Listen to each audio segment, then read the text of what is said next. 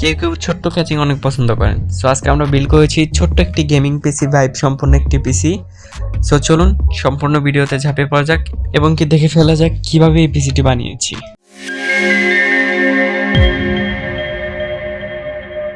Hello guys, কেমন আছেন সবাই? আশা করি অনেক অনেক ভালো আছেন। তো আজকে আবারও চলে আসলাম নতুন একটি ভিডিও নিয়ে। আজকে আমরা বিল্ড করতে যাচ্ছি Core i5-12 জেনারেশন দিয়ে একটি পিসি। সো আজকের এই পিসিটি অনেক ছোট মোটো দেখতে হচ্ছে, সো ক্যাচিংটাও ছোট ইউজ করেছি। আর 12 জেনারেশনের প্রসেসরের প্রাইস কিন্তু এখন 15,300 থেকে 15,500 টাকার আশেপাশেই পেয়ে যাবেন। র্যাম হিসেবে আমরা ইউজ করেছি Corsair ব্র্যান্ডের DDR4 এর 3200 মেগাহার্টজ এর দুইটি র্যাম। এই র্যামগুলোর সাথে কিন্তু আপনারা লাইফ টাইমের ওয়ারেন্টি পাচ্ছেন। আর এই র্যামগুলো কিন্তু বাজেটের সবচেয়ে কম এবং কি মানে অনেক ভালো। আর স্টোরেজের জন্য আমরা ইউজ করেছি Trancend এর 1TB M.2 NVMe SSD। আর মাদারবোর্ড হিসেবে আমরা ইউজ করেছি গিগাবাইটের H610MK DDR4 ভেরিয়েন্টটা। এটার আরেকটা ভেরিয়েন্ট পাওয়া যায় যেটা DDR5 ভেরিয়েন্টের। সো এটা DDR4 ভেরিয়েন্টে একটু বাজেট কমানোর জন্য নেওয়া হয়েছে।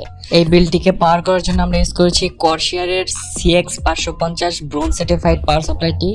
এই পাওয়ার সাপ্লাইটি আগে 3 বছরের ওয়ারেন্টির সাথে আসতো, বর্তমানে কিন্তু এটির সাথে 5 বছরের স্মার্ট ওয়ারেন্টি পাচ্ছেন আপনারা। আর যদি এটা অথেন্টিকটা নেন তাহলে 5 বছরের ওয়ারেন্টি পাবেন।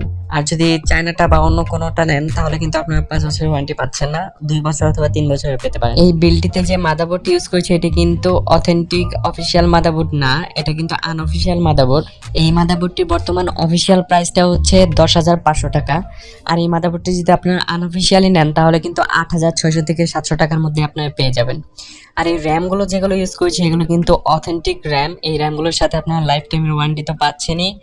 এই র্যামগুলো আমার এই কারণে ভালো লাগে যে এই র্যামগুলোতে কিন্তু 3200 মেগাহার্টজ তো থাকছেই। আর এই র্যামগুলোতে যে হিটসিঙ্কগুলো ইউজ করা হয়েছে এগুলো কিন্তু যথেষ্ট পরিমাণ ভালো ঠান্ডা রাখে র্যামগুলোকে। এই র্যামগুলো আমি দেখেছি অনেকেই কিন্তু অনেক লম্বা সময় ধরে ইউজ করেছে কিন্তু তাদের কোনো প্রবলেম হয়নি। সো সেই কারণে আমার আত্মবিশ্বাসটা অনেক বেশি যে র্যামগুলো অনেক টেকসই হবে। সবগুলো কোম্পানির আনবক্সিং হয়ে গেছে। সো চলুন পিসি বিল্ডে ফেরা যাক। আর অনেকে আমাকে জিজ্ঞেস করছেন কমেন্টে প্রোডাক্টের প্রাইসগুলো কিন্তু আমি ভিডিওর মাঝখানেই দিয়ে দেই।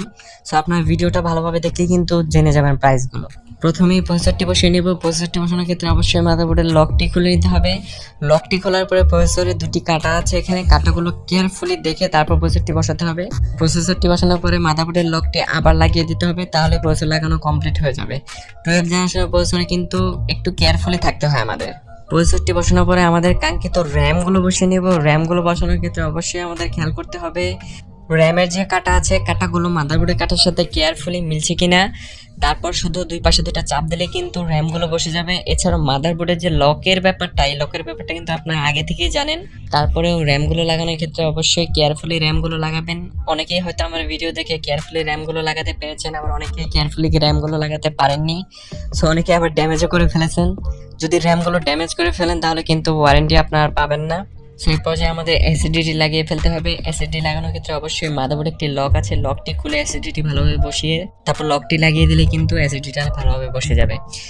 যেহেতু এই বিল্ডটিতে আমরা 1TB এসএসডি ইউজ করেছি সেজন্য আর এক্সট্রা করে আমরা কোনো হার্ড ডিস্ক ইউজ করছি না। সো ভবিষ্যতে যদি লাগে তাহলে কাস্টমার আবার একটা হার্ড ডিস্ক লাগিয়ে নেবে।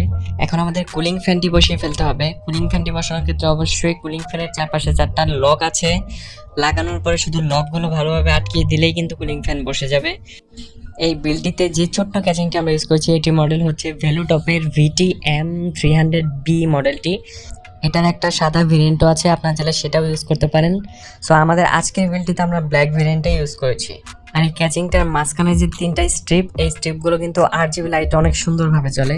সো আমরা ক্যাচিংটি খুলে নিয়েছি। ভেতর দেখতে পাচ্ছেন পেছনে একটি ফ্যান আছে এবং কি সামনে 3টি স্ট্রিপ আছে, স্ট্রিপগুলো চলবে।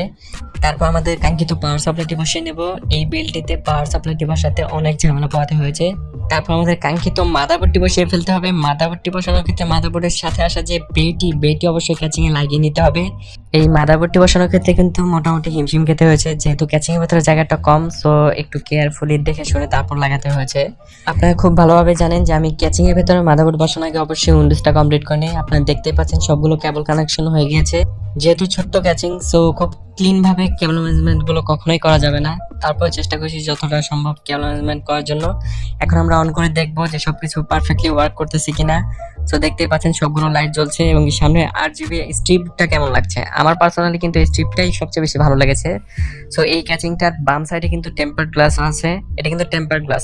অনেক ব্র্যান্ড আছে যারা প্রাইস কম করতে গিয়ে কিন্তু প্লাস্টিক গ্লাস ইউজ করে, সেক্ষেত্রে অনেক ঝামেলা পোহাতে হয়, কিছুদিন পরে ঘোলা ঘোলা হয়ে যায়। সো ফুল বিলটি দেখতেই পাচ্ছেন কেমন লাগছে। সো এখন অন করে দেখবো কতক্ষণ লাগে। আই এম শিওর 5 থেকে 6 সেকেন্ডের মধ্যে ওয়েলকাম স্ক্রিন চলে আসবে এবং কি কোনো হ্যাং ট্যাং ব্যতীত আপনারা যে কোনো কাজ শুরু করতে পারবেন। আপনারা যদি ছোট্ট ক্যাচিং পছন্দ করে থাকেন তাহলে আজকের এই বিলটি কিন্তু আপনার চাইলে কনসিডার করতে পারেন। এই বিলটি হয়তো আপনার ডেস্কের উপর যথেষ্ট পরিমাণ সুন্দর লাগবে। সো আজকের মতো এই পর্যন্তই। সবাই ভালো থাকবেন, সুস্থ থাকবেন। আমার ভিডিও ভালো লাগলে অবশ্যই লাইক করবেন, শেয়ার করবেন, আর আমার ভিডিও সবার আগে পাওয়ার জন্য অবশ্যই আমার চ্যানেলটি সাবস্ক্রাইব করবেন। আল্লাহ হাফেজ, টাটা।